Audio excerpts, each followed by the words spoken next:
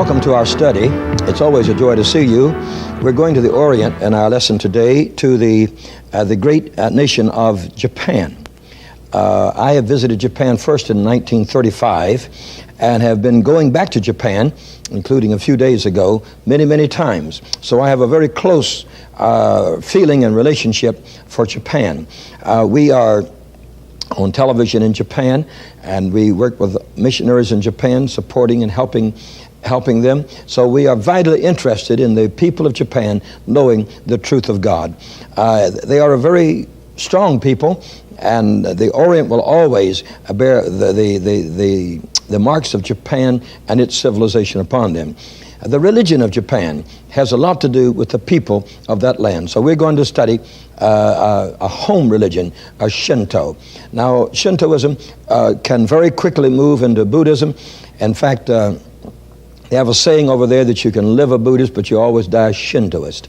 That it is the religion that's ingrained so very deeply in them. There are many books that one can read regarding all the unchristian religions around the world, and I do enjoy, of course, reading these books. But our chief interest is this: what was God doing when the non-Christian religions were born?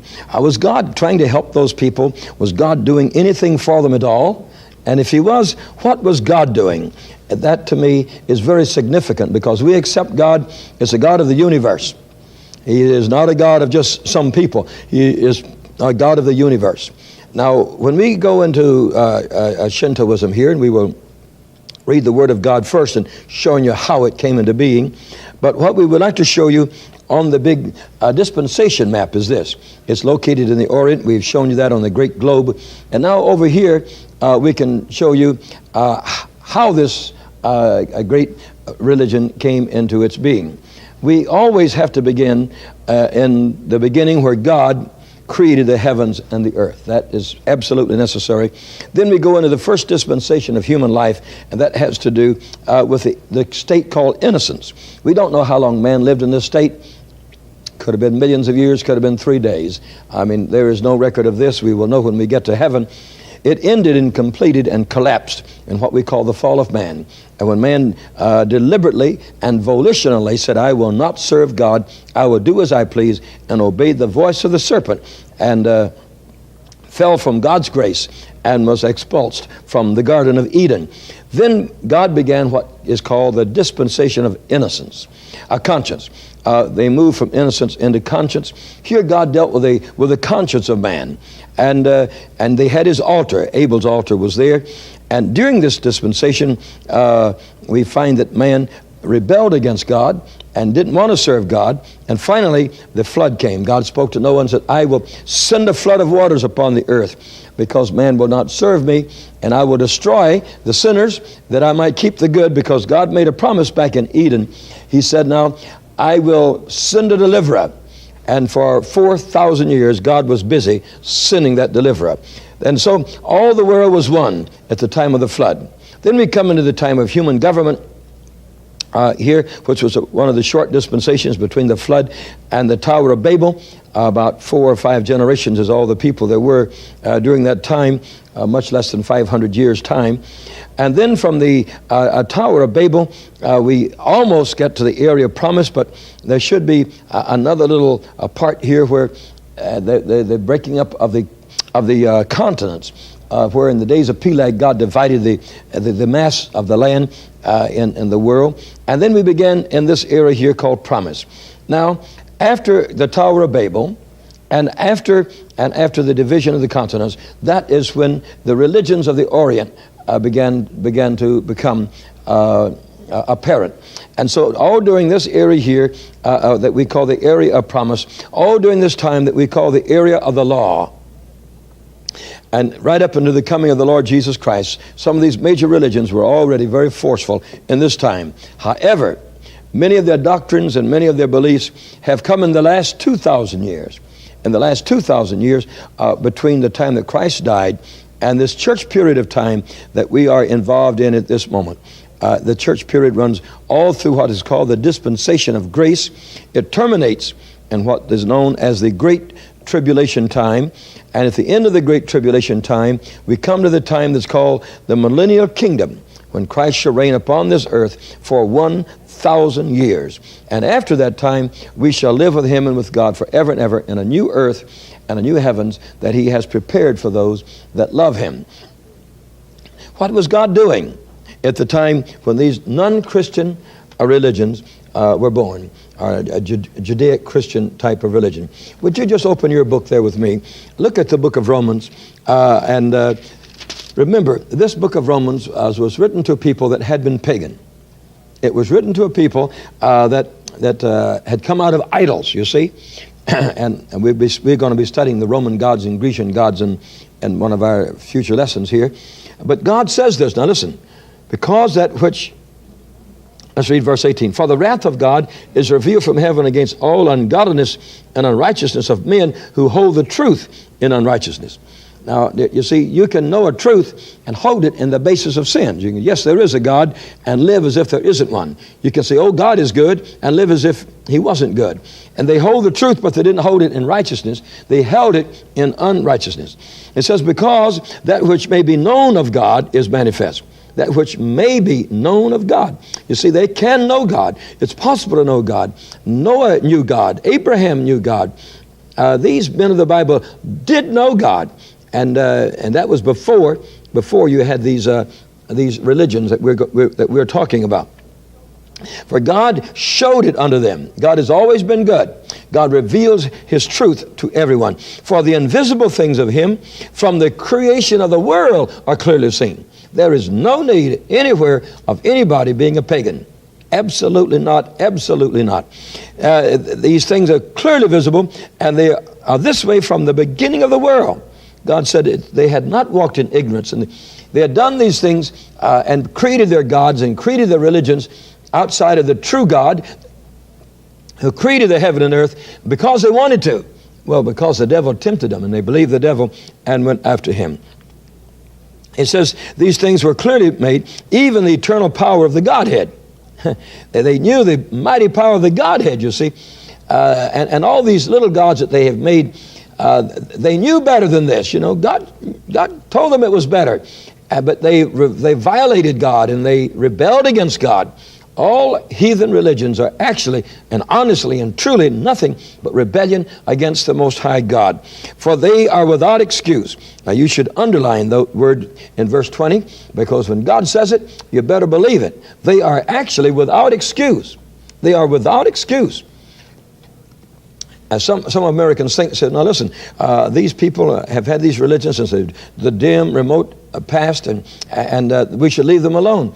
And this means that you don't understand history, and you don't understand how these religions began, and you don't understand what God was doing.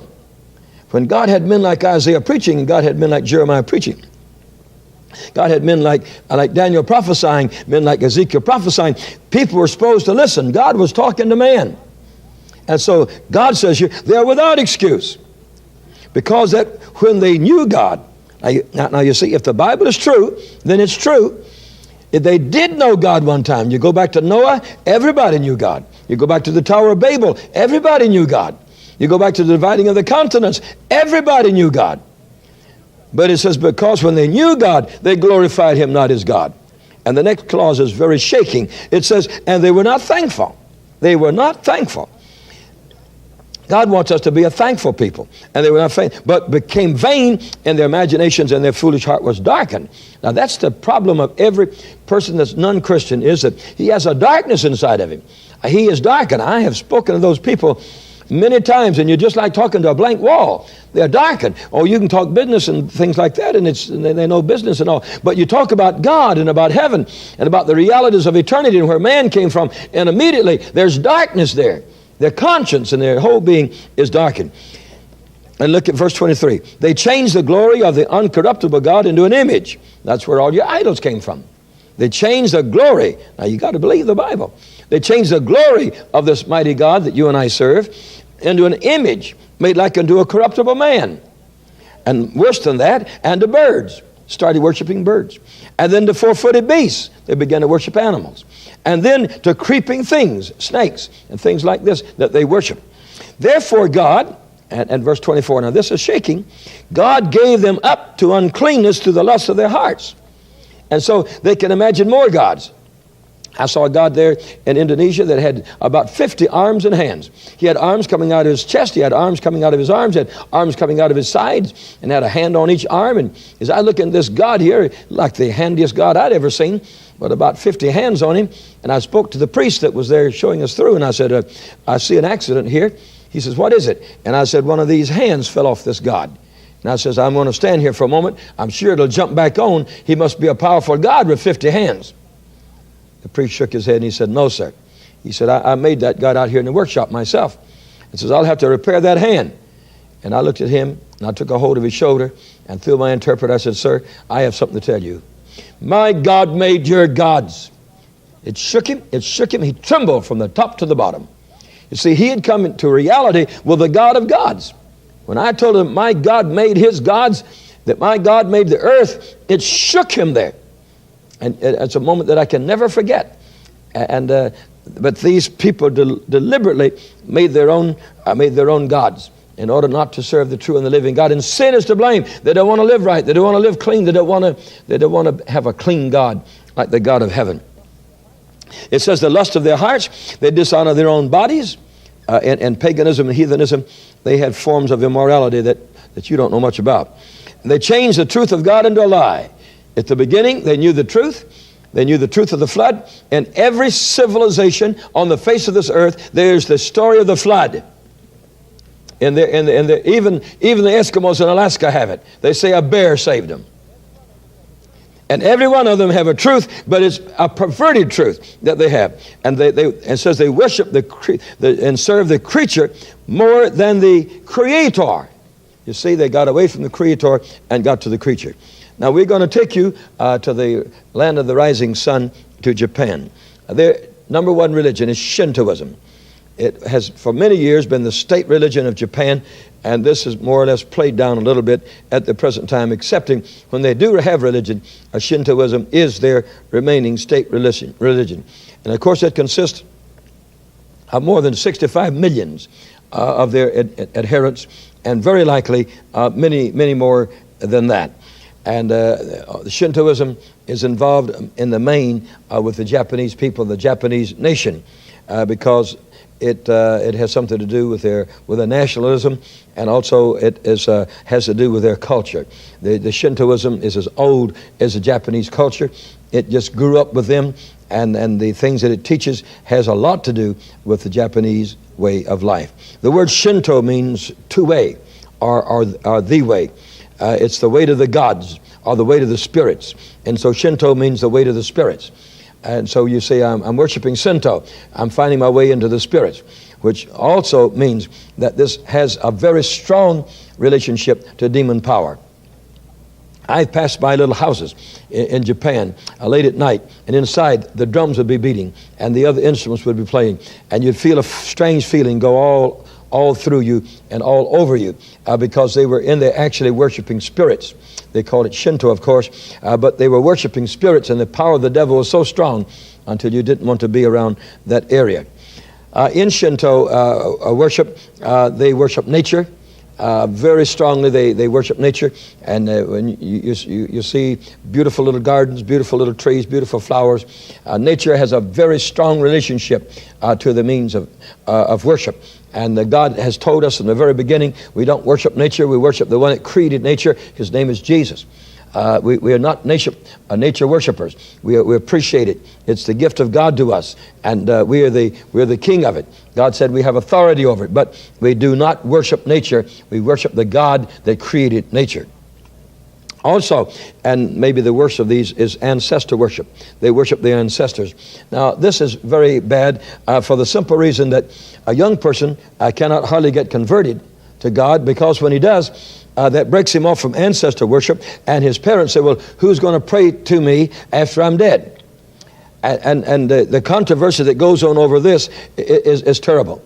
Now, if they don't become a Christian, if they just become a Buddhist, or if they want to take on Taoism or some other form of Oriental religion, it doesn't hurt. You can be a Shintoist and all these other religions except Christianity, because in these other religions, it will permit them to pray to the ancestors. And Buddhism, of course, does that all the time. But the worship of ancestors is very strong. Many of their temples have to do with burning incense unto the ancestors. And so they pray to their parents, their grandparents, their foreparents before them. And the parent says to the children, you must by all means be a Shintoist, because when I'm gone, I must have you to pray for me. The reason you were born is to pray for me when I have gone to the other side, that I will have help on the other side from the gods. And so Shintoism has a tremendous amount to do with ancestor worship, worshiping those that have died and gone on before you.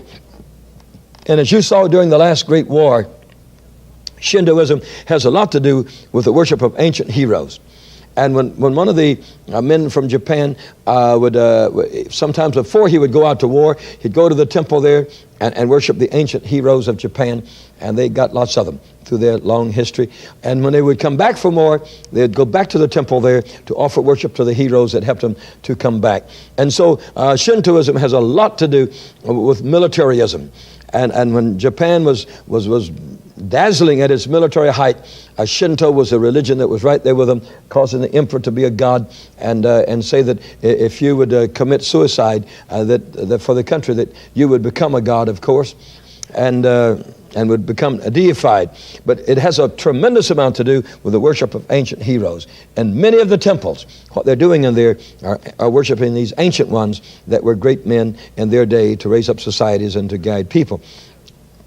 Shintoism has placed divinity upon its emperors of Japan, one right after the other. MacArthur removed it off of the one that's living today. But yet in Japan still, many believe it, though it is not authorized. I remember when I was in Japan in 1935 and 1936, a number of years ago now, I talked to a pastor of an evangelical church. And while we were there, the King of England, King George, passed away. And we were talking about it, and I said, well, kings have to die just like us, don't they? And I was just almost humorous about it. I said, kings have to die just like us. And I said, after all, they're just human like we are. And that man was a pastor. He stood right up to me and he said, that is not true. He says, yes, this man George you talk about there was just a member. Says, our emperor descended from the gods. And I said, but you're a Christian. He said, I am a Christian, but you don't take that away from me. Our emperor descended from the gods. And I shook my head and I said, I don't believe what I'm hearing. Well, he says, I'm telling you what I believe. And I said, then if I were you, I would give up this thing that you call Christianity, because this is not what we call Christianity. Your emperor did not descend from the gods, and he is not a god, and he will not be a god after he's dead. I says, if he don't serve God, he's going to go to hell. And we lost our friendship right there. When he talked about an emperor going to hell, we lost our friendship there. He said, no, I don't accept that. I don't believe it. I think that during the war and after the war, that many of those things have changed in Japan, and we thank God for it. But before the war, in their schools and all, they were taught this so strong until that would be the reason a person like this would be holding to some parts of his old traditions.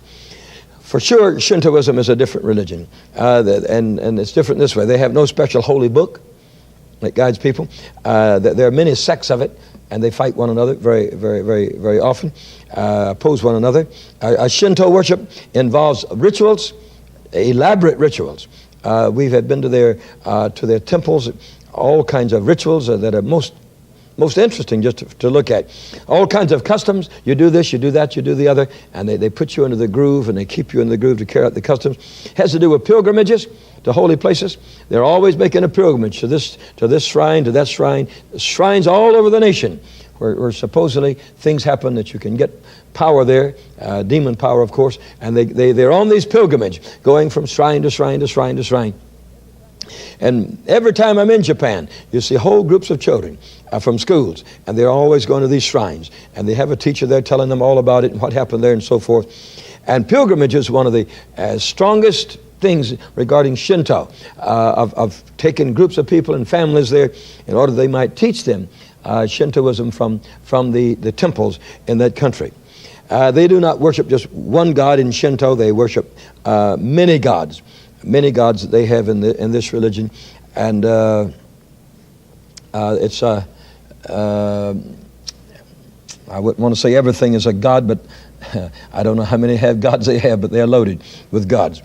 And so this nationalistic religion is designed particularly for one certain people, and that is the Japanese people that mostly accept it.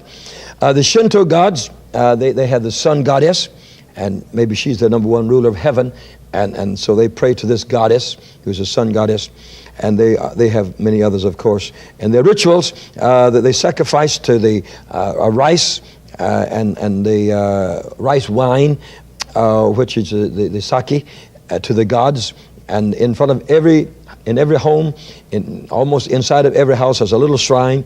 Out in the yard is a little shrine, and there's always a little rice and a little sake out there, offering it unto the gods. And it's a binding religion that binds these people in a very severe way. Shinto borrows gods.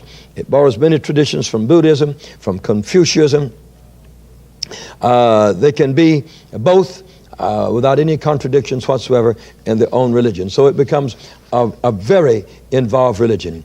And what amazes me is this: that while they were growing 700 years before Christ, Isaiah was preaching the truth. He even told us that a virgin would conceive and bring forth a son.